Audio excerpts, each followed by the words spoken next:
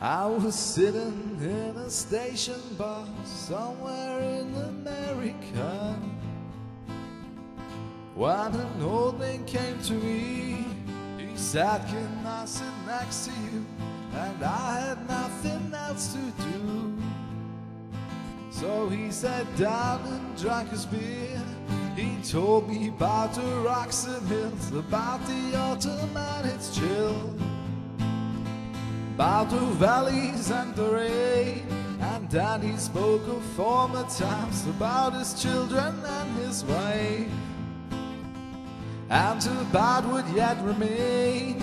Suddenly he said, "My son, do you know the land where I've come from?" And he asked, "Do you know the land of green?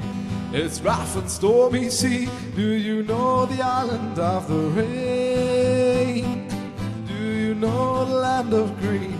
It's wondrous scenery. Do you know the island of the rain?"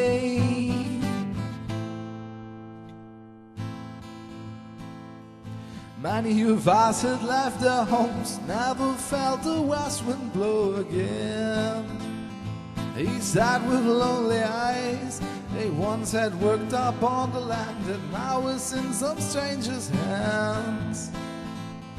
He sat with angry eyes. The more he spoke, the more he drank, the more he kept on telling about his land. And he said, "Do you know the land of green? It's rough and stormy sea. Do you know the island of the rain? Do you know the land of green? It's wondrous scenery. Do you know the island of the rain?" Even though the bar was full of noise, the man began to lower his voice and stood up without a word. Although it is 5 years ago, I swear that I exactly know every word that he had said. I still can see his trembling hands as he told the story about his land. And he said, "Do you know the land of green? It's rough and stormy sea.